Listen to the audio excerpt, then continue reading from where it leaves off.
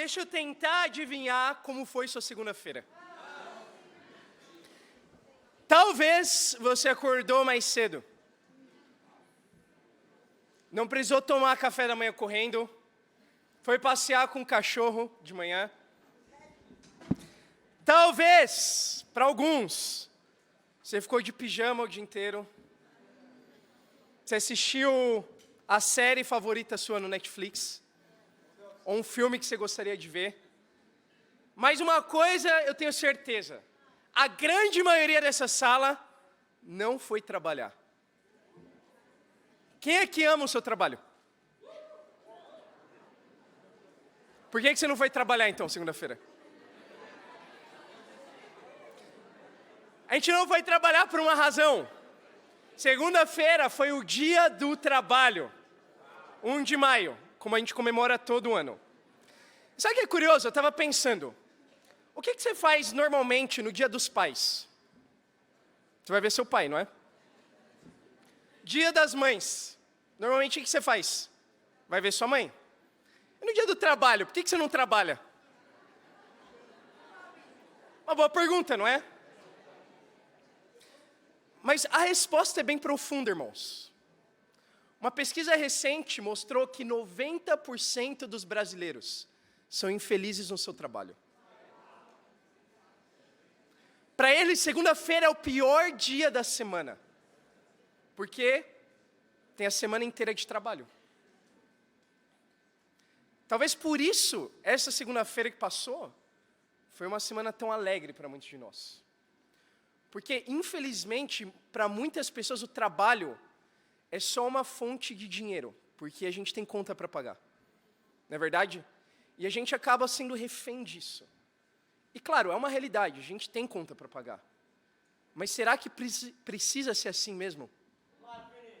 Se você perguntar para muitos brasileiros ainda, o que eles fariam se eles ganhassem na Mega Sena amanhã? A primeira resposta ia ser, eu vou me demitir do meu trabalho. Chegar para o meu chefe e falar, foi bom trabalhar aqui, muito obrigado, vai com Deus, mas amanhã eu não piso mais aqui. Aviso prévio, esquece, não é? Esse é o sonho do brasileiro, ganhar na loteria, para nunca mais ter que trabalhar. Mas o problema, irmãos, é que muitas vezes a gente pode trazer essa visão do trabalho para o trabalho que Deus nos chama a fazer. E por isso a gente ficou tão feliz segunda-feira, porque talvez não teve bate-papo. Será que talvez isso explica um porquê da felicidade também? Segunda-feira não tive que ir no culto. Foi um domingo que eu estava mais livre. Um dia que não tem que trabalhar e não tive que fazer nada para Deus também. Você percebe como a gente pode acabar misturando as coisas e ainda trazer esse senso de infelicidade para as coisas de Deus? Eu vi que nem muitos levantaram a mão aqui quando eu perguntei quem ama o trabalho.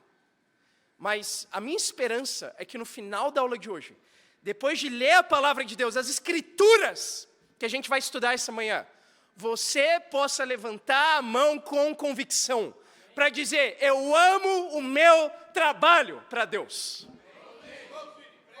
Título de hoje, Dia do Trabalho.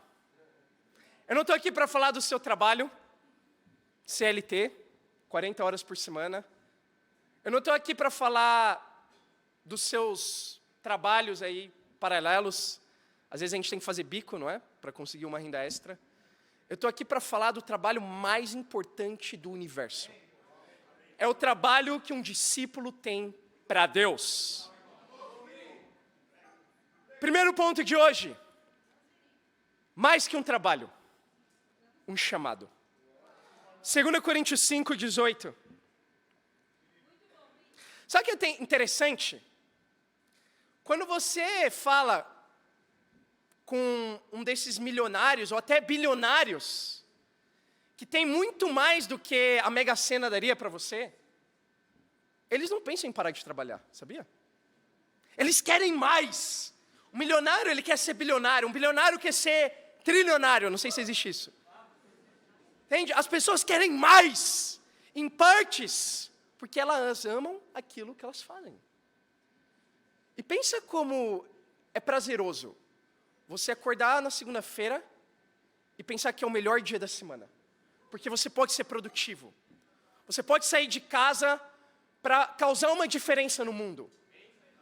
E o que essas pessoas entendem, e isso é o que produz elas serem assim, é que o trabalho delas é mais do que um trabalho.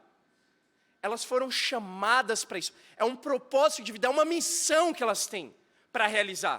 Você vê como é espiritual, essa forma de pensar?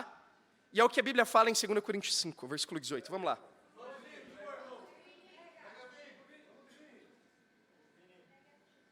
2 Coríntios 5, versículo 18. A Bíblia fala: tudo isso provém de Deus, que nos reconciliou consigo mesmo por meio de Cristo e nos deu o ministério da reconciliação. Ou seja, que Deus em Cristo estava reconciliando consigo o mundo, não levando em conta os pecados dos homens, e nos confiou a mensagem da reconciliação. Portanto, somos embaixadores de Cristo, como se Deus estivesse fazendo o seu apelo por nosso intermédio. Por amor a Cristo suplicamos, reconciliem-se com Deus. Deus tornou pecado por nós, aquele que não tinha pecado, para que nele nos tornássemos justiça de Deus. Vamos entender um pouco o contexto dessa escritura, antes de explicar ela. Na antiguidade, durante a época que o Novo Testamento foi escrito, mas desde o Antigo Testamento também, vamos pegar toda essa época, as pessoas eram identificadas pelo trabalho delas. A gente vê isso mesmo na Bíblia. Você vê nomes seguidos da profissão que eles tinham. A Bíblia cita Alexandre, o ferreiro. A Bíblia cita os primeiros discípulos que Jesus chamou como pescadores. Essas eram as principais identidades que eles tinham. E por isso também o trabalho era passado de pai para filho. Era uma identificação tão forte que as pessoas tomavam essa imagem para definir elas mesmas. É assim em toda a Bíblia, irmãos. E é assim que Deus define o trabalho de um discípulo. Como mais que um trabalho, um chamado, um propósito, uma identidade. Aqui Paulo, ele diz que nós, como discípulos, somos embaixadores de Cristo. E Cristo, através de nós, Ele tenta fazer o apelo dele para o mundo perdido. E aqui Paulo, ele clama, reconciliem-se com Deus. Você é, como discípulo, o embaixador de Cristo. Vamos entender o que um embaixador é. No ano que eu casei, você sabe que casar custa caro. Não só eu tinha o meu trabalho, trabalhava no banco, eu tive que fazer uns bicos também. E um desses bicos, vocês nunca vão imaginar o que é. Eu tive que ser DJ, olha isso. O que você não faz para pagar seu casamento, né? Você faz coisas inimagináveis. Então, estava lá eu, fui convidado, porque a Linda Moreno, que muitos de vocês conhecem, ela tinha contatos lá no consulado americano, aqui em São Paulo. Então, ela era parte da sociedade americana, enfim, porque ela é americana. Foi uma das 7 missionárias que veio aqui implantar a igreja em São Paulo. E um dia ia ter uma festa lá, que eles celebram todo ano, que é a festa da Ação de Graça, se eu não me engano. E ela me chamou para ser DJ lá.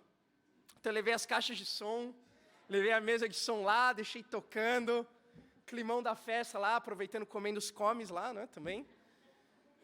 E do nada, eu me deparo com um cônsul dos Estados Unidos.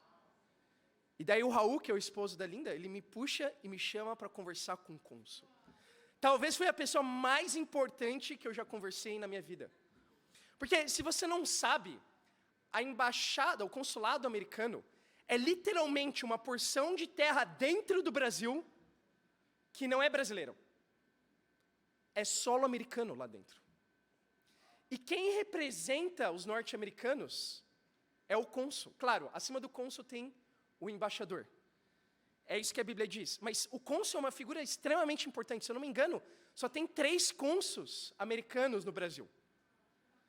Esses caras, eles respondem por questões diplomáticas extremamente importantes.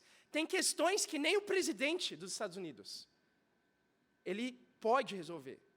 E o cônsul vai lá e ele resolve.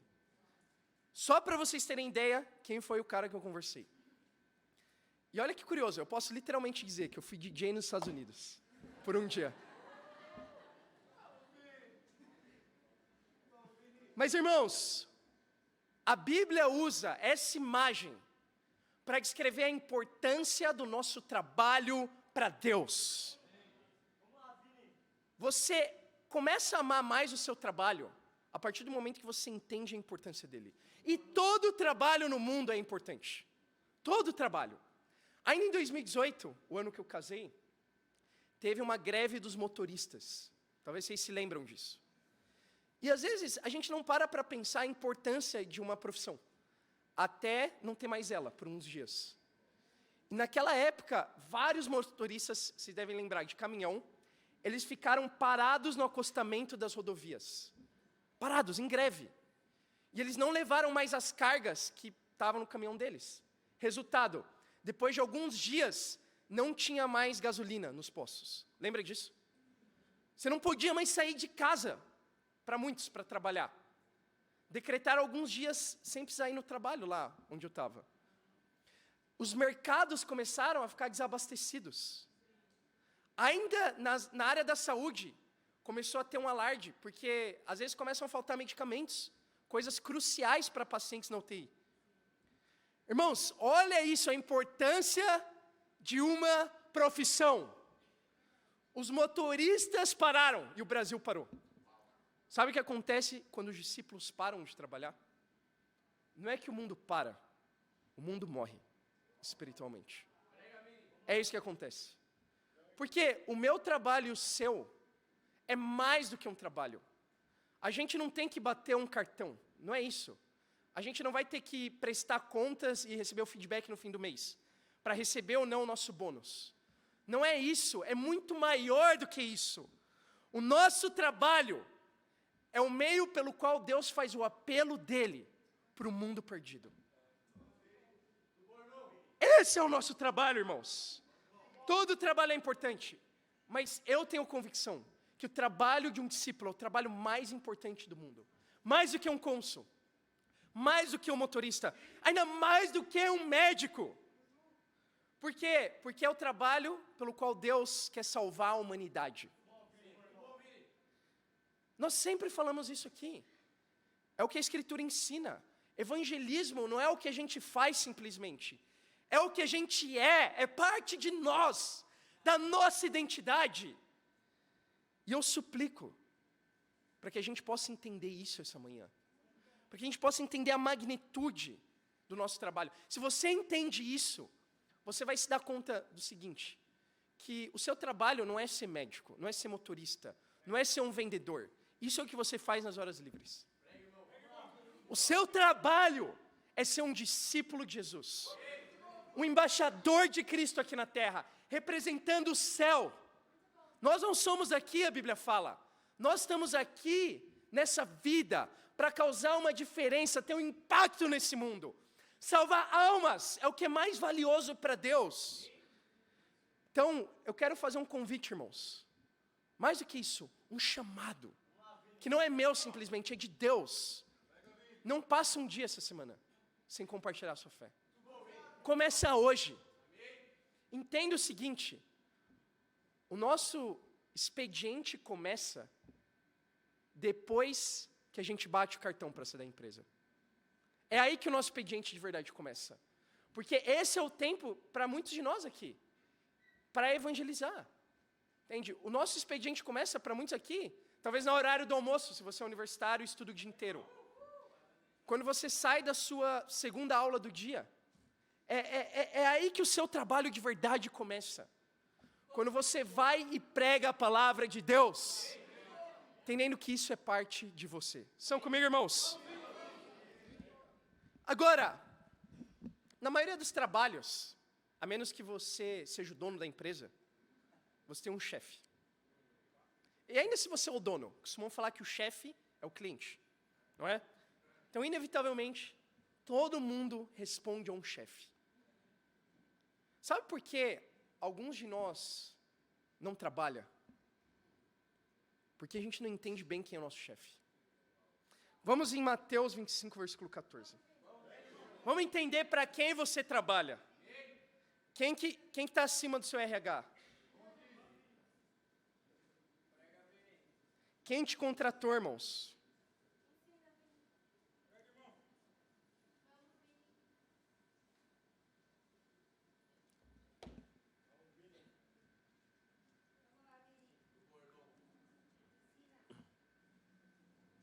A Bíblia fala.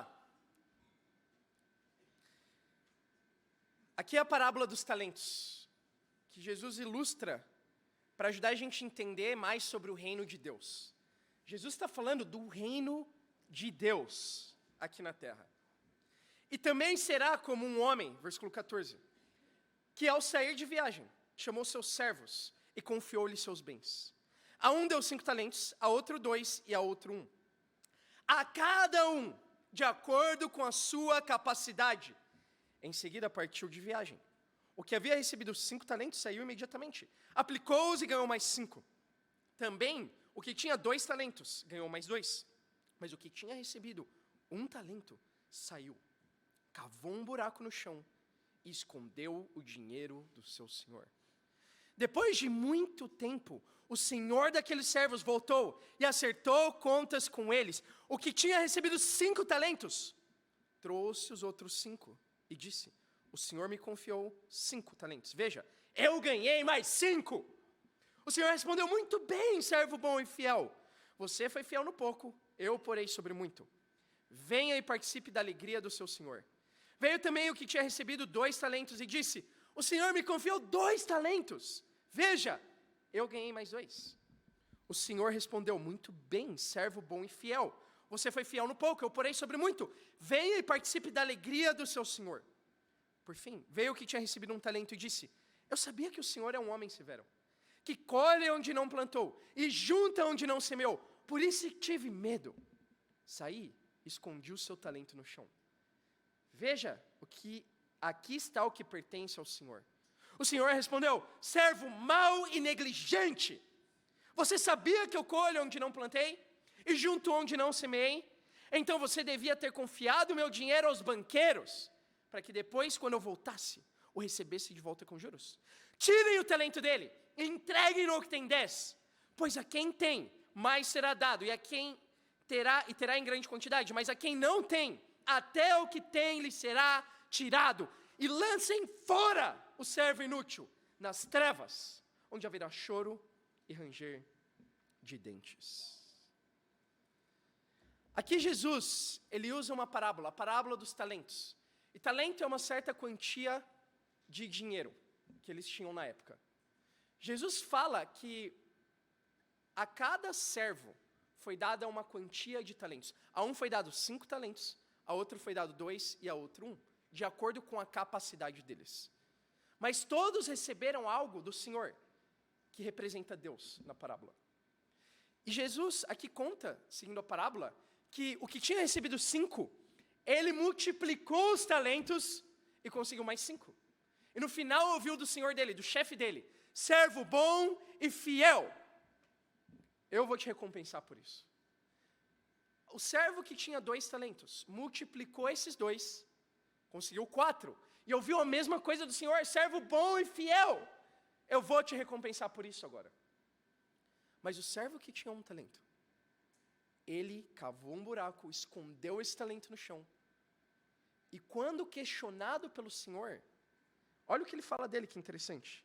Ele fala: eu sei que o senhor é um homem severo, que colhe onde não plantou e junta onde não semeou. Por isso tive medo, saí e escondi o seu talento no chão. Por uma visão distorcida que ele tinha do senhor dele, ele não trabalhou. E no final, ele foi lançado nas trevas pelo Senhor, onde havia choro e ranger de dentes. Foi tirado o talento dele e foi dado ao servo que tinha 10. Essa é uma parábola muito forte. se você entende quem é o seu chefe, quem é o seu Senhor. Como discípulos, quando cada um de nós foi batizado, nós viemos aqui na frente. E até onde eu sei, ninguém até hoje foi obrigado a dizer, Jesus é o meu Senhor. Não é? Significa isso? Que Jesus é o Senhor de cada área da sua vida. Jesus é o Senhor do seu dinheiro. Jesus é o Senhor do seu trabalho. Jesus é o Senhor do seu tempo. E talvez o que mais ajudaria a ilustrar essa parábola nos dias de hoje, nem seria dinheiro, seria tempo. Porque isso é o que alguns de nós, infelizmente, cavamos no chão e escondemos para nós. Nós podemos ser muito egoístas com o nosso tempo, irmãos. A Bíblia não diz em nenhum lugar que, em primeiro lugar, é o seu trabalho. Em primeiro lugar, é a sua família, seus filhos, seus netos. A Bíblia diz, em primeiro lugar, é Deus. E o seu tempo para Ele, porque Ele é o seu chefe. Esse é Deus. É um chefe que espera que a gente trabalhe. Uma coisa que deixa muitos brasileiros indignados é ver corrupção. E uma das formas de corrupção que existe, infelizmente, no nosso país, é algo que se chama cabide de emprego. Você tem empresas públicas, eles contratam muitas vezes funcionários, e esses funcionários podem acabar sendo funcionários fantasmas. Muitas vezes eles nem vão trabalhar. Só está o nome lá no papel. Eles assinam a lista, batem o ponto de alguma forma. Claro, é algo muito errado. E quem paga isso é o dinheiro público. Isso deixa os brasileiros indignados, não deixa? Porque isso é uma forma de corrupção. E muitas vezes esse dinheiro é usado para ser distribuído para essas pessoas que estão na liderança da empresa e que contratam esses funcionários que não existem. Ou às vezes eles colocam até parentes e eles dividem o salário para poder ter mais dinheiro. Isso deixa a gente com raiva. Sério, você pode ir em qualquer esquina, falar com qualquer brasileiro que for, isso deixa a gente indignado, simplesmente, não é? Como Deus fica quando Ele vê cabide de emprego na igreja? Você tem sido um funcionário fantasma? Você aparece na igreja só para constar o seu nome? Ou você tem trabalhado duro para Deus ao longo da semana? Irmão, se você ainda não ama o seu trabalho para Deus, se ainda evangelizar não é um prazer, eu espero que até o final da pregação seja. Se estudar a Bíblia com as pessoas não é algo que te motiva, te anima, ver alguém mudar profundamente. Trabalha por temor. Teme a Deus. Você não quer acabar sendo esse servo que foi jogado nas trevas, porque não entendia quem era o Senhor dele. E ainda, você pode estar trabalhando na semana, mas sem trabalhar com o coração correto. Por também ter uma visão distorcida de quem é Deus. Claro, não queremos trabalhar só por temor. Queremos amar o que a gente faz. Em Lucas 15 tem uma outra parábola. Versículo 25.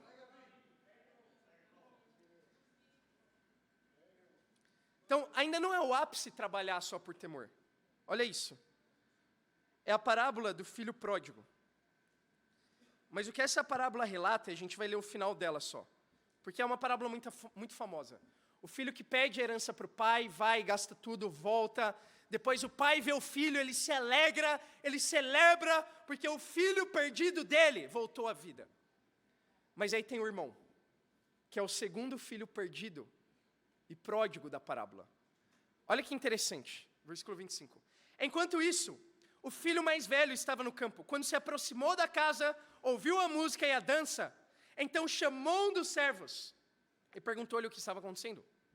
Este lhe respondeu, seu irmão voltou, e seu pai matou o novilho gordo, porque o recebeu de volta, são e salvo. O filho mais velho encheu-se de ira e não quis entrar.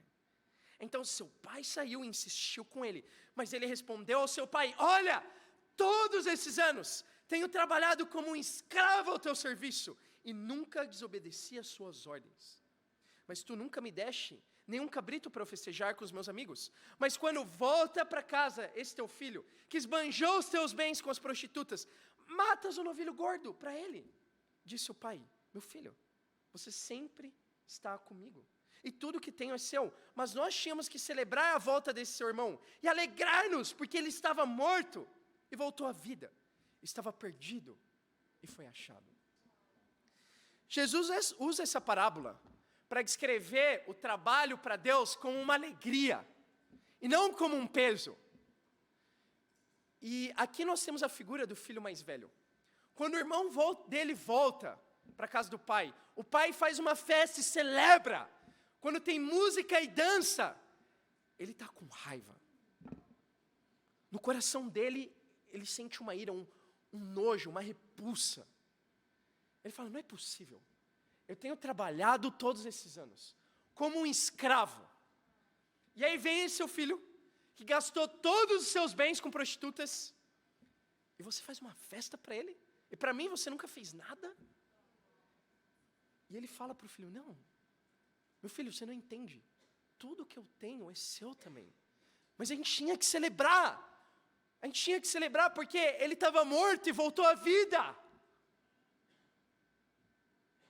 Segundo ponto de hoje: mais que um chefe, um pai.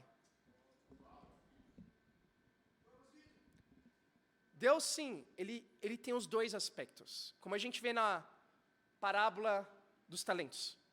Deus, sim, é um chefe. E nós vamos ter que prestar contas para ele um dia. Não se preocupa em ter que prestar contas para o seu explorador. Se preocupa em ter que prestar contas para Deus. Isso é o que tem que preocupar a gente, irmãos. Por outro lado, Deus não é um chefe que está obrigando a gente a trabalhar, obrigando a gente a ser produtivo. Não um chefe terrível, como eu sei que existem por aí. Muitos chefes assim. Deus, ele é um pai. Deus é o chefe que todo mundo queria ter. Deus é um chefe que celebra o nosso trabalho, que se alegra com a gente, que nos recebe com festa cada domingo, quando a gente está aqui como igreja, celebrando para Ele. Esse é Deus. E sim, Deus espera que a gente trabalhe, mas com alegria no final do dia. Com amor, com dedicação. Deus quer que a gente ame o nosso trabalho. E essa é uma razão para amar aquilo que você faz como discípulo. No mundo religioso, o que a gente vê por aí é o seguinte: 10% da igreja faz 100% do trabalho. Só que na igreja de Deus, no reino de Deus, não é assim, irmãos. Porque nós entendemos para quem nós trabalhamos. Nós entendemos que nós temos mais que um chefe, um pai. E que o nosso trabalho é o trabalho mais prazeroso do mundo. Porque nós estamos no ramo familiar. Já viu empresas que são assim? É uma empresa de família que passa em geração. Tem lá a padaria do Manuel. Aí o Manuelzinho assume e ele trabalha. Aí depois o filho dele dá continuidade. Aí tá lá uma plaquinha: padaria desde 1900 e não sei o quê. Entende? Esse é o nosso ramo, irmãos. E quando você entende que você trabalha para prover para a sua família, para prover para o seu pai, tudo muda. Uma das histórias que mais impactou o meu coração, nesses anos que eu tenho como discípulo, é a história de um tio meu, que veio a falecer alguns anos atrás. Era o tio Tonico, esse era o nome dele. E ele tinha condições financeiras muito precárias, por isso ele trabalhava muito. Trabalhar para ele não era um luxo, não era uma diversão, era uma necessidade. E ele tinha esposa e filhos. Só que, durante um período da vida dele, ele passou por tanta necessidade, que ele tinha que deixar de comer para dar para os filhos. E muitas vezes, o almoço dele, durante a hora do almoço no trabalho, era uma colher de açúcar só. Às vezes minha avó fazia um lanche para ele levar para o trabalho. Ele não levava, ele comia o açúcar e levava o lanche para os filhos. Teve um dia, e a gente descobriu essa história porque teve um dia que ele desmaiou no trabalho. Entende? E claro, é uma história triste, ao mesmo tempo, ajuda a gente a entender o compromisso que a gente tem quando a gente está disposto a trabalhar para prover para a nossa família. Por que no reino de Deus é diferente? Por que 100% dos discípulos são chamados a fazer 100% do trabalho? Porque no reino de Deus, nós somos provedores. Um discípulo equivale não a um membro que esquenta o banco da igreja. Um discípulo equivale a um líder. Cada discípulo é um líder. Um líder é o que o meu tio foi. Um provedor para a família dele. Ele não admitiria chegar em casa, olhar nos olhos dos filhos dele, para a esposa dele e falar, olha, eu não consegui hoje. Irmãos, como a gente pode se conformar em chegar em casa, olhar para as nossas esposas, nossos filhos, nossos irmãos e se conformar e não ter feito o nosso trabalho hoje? Vamos lutar pela nossa família. Vamos ser provedores. Trabalhamos como família para manter a nossa família salva. E não só para isso, para expandir a nossa família no mundo inteiro. Esse é o reino de Deus. Onde temos mais que um chefe, um pai. E sabe o que é incrível? Quando a gente tem essa perspectiva e a gente começa a trabalhar duro para Deus, ver o nosso trabalho como uma fonte de alegria, ver segunda-feira como o melhor dia da semana, porque a gente pode sair do expediente e compartilhar a nossa fé para o bate-papo da semana, quando a gente pode convidar os nossos amigos que trabalham junto com a gente, para ir no culto de semana, no culto de domingo, como eu sei que tem muitos aqui hoje. Se você está nos visitando, eu quero dar as boas-vindas para você. E dizer que você está aqui hoje porque alguém ama o seu trabalho para Deus. Isso é incrível. Então, o que nos motiva, irmãos, em todo o trabalho, no final do mês é o salário. Não tem como, né? É o VR que cai na conta. É o VA. É o que nos motiva, sem dúvida. Podemos amar o nosso trabalho quanto for, mas é difícil ver alguém que trabalha de graça, não é? E é interessante a parábola dos talentos, porque a recompensa do trabalho foi receber mais trabalho. Então, quando eles tinham 5 talentos, multiplicaram para 5 mais, eles receberam mais responsabilidade com isso. Mesma coisa a parábola das minas. Isso fica mais explícito lá ainda. Quando eles multiplicam as minas, e claro, tem um paralelo grande entre as duas parábolas, eles recebem mais responsabilidade. Então, a recompensa do nosso trabalho é mais trabalho. Sabe por quê? Porque Deus vê o trabalho de uma forma diferente de nós. Ainda no Éden, quando Ele criou o homem, Ele não deixou o homem de boa lá. Ele deu um trabalho. Cultiva o jardim para mim. Deus sempre deu trabalho para o homem. Não para que a gente visse isso de uma forma ruim, mas para que a gente pudesse extrair prazer daquilo que a gente faz. E sabe o que vai te dar mais prazer no seu trabalho para Deus? Entender que a recompensa do trabalho é o próprio trabalho. Essa é a recompensa. Olha o que a Bíblia fala em Romanos 6, 23, velho conhecida nossa. Romanos 6, 23.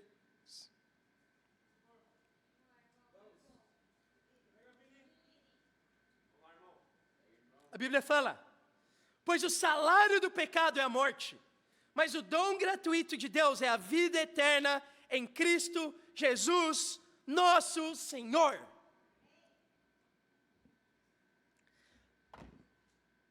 A Bíblia fala, o salário do pecado é a morte. Salário é aquilo que a gente merece. Aquilo que a gente conquistou ao longo do tempo pelos nossos esforços. E o que eu e você merecemos, por causa do nosso pecado, é o inferno. No seu melhor dia com Deus, o que você merece, o que eu mereço é o inferno. Esse é o nosso salário, ponto final. Mas o incrível é a continuação da Escritura. Fala que o dom gratuito de Deus, a palavra dom pode ser traduzida como presente. O presente de Deus para nós é a vida eterna em Cristo Jesus. Terceiro e último ponto. Mais do que um salário. Um presente. Um presente. Um dia, o chefe do meu chefe do meu chefe, ele falou, se um vendedor não vende, ele não merece salário naquele dia. Uau, todo mundo ficou chocado em ouvir isso. Mas o mesmo pode se aplicar para nós, então, irmãos. Se um discípulo não prega, ele não merece o salário do dia dele. Isso pode causar algum desconforto em nós. Principalmente porque esse tema é muito pregado na igreja, não é? Evangelismo, compartilhar fé, compromisso. Reclama com a gerência, não comigo. Esse foi o trabalho pelo qual você se candidatou. O seu chefe está lá em cima, não sou eu. Você vai no trabalho, o que você espera que se fale lá? Ah, eu trabalho com vendas, vamos falar do quê? Do que a gente vai falar lá? Entende? Obviamente, na empresa que eu trabalhava, não acontecia isso com os vendedores, se eles não trabalhassem.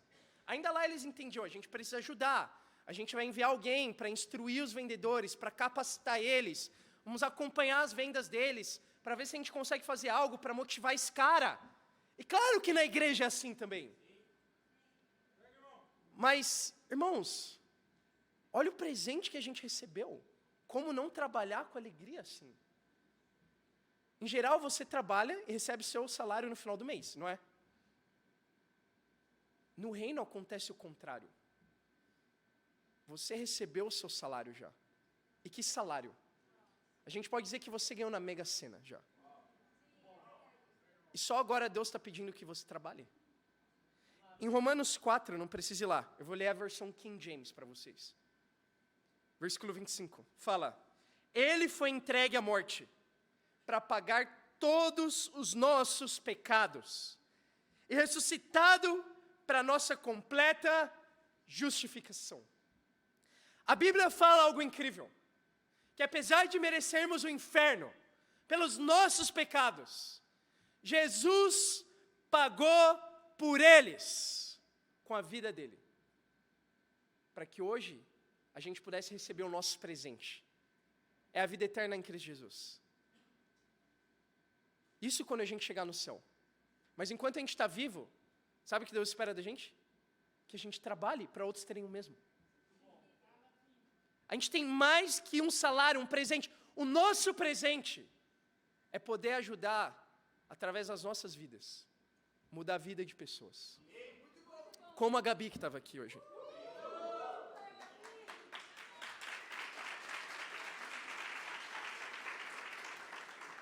A Mari Roque é uma discípula exemplar. Ela é uma irmã que trabalha duro, em todos os sentidos. Ela trabalha duro, para você que não sabe, ela é enfermeira. Ela se dedica muito naquilo que ela faz, mas ela trabalha ainda mais duro para Deus. E de verdade, ver a Mari, lá de baixo, aqui em cima, sorridente, tanto quanto a Gabi estava sorridente ao falar do batismo dela, que salvou a vida dela, que deu fé para alguém que não tinha fé, me fez perceber que tão feliz quanto ela, estava a Mari. Porque essa é a felicidade de ser usado por Deus para mudar a vida de uma pessoa. Tem presente maior do que esse aqui na terra? Depois da nossa salvação, irmãos. Compartilhar aquilo de mais precioso com outra pessoa? Não tem. Esse é o salário, essa é a alegria. E eu quero poder inspirar cada um de nós essa manhã a poder sentir essa mesma alegria que a Mari sentiu vindo aqui na frente. E a Giovana e as outras irmãs que ajudaram nos estudos com a Gabi. Essa alegria de saber que temos mais um trabalhador agora no reino. Mais uma trabalhadora que Deus vai usar para botar o shape em todo mundo agora.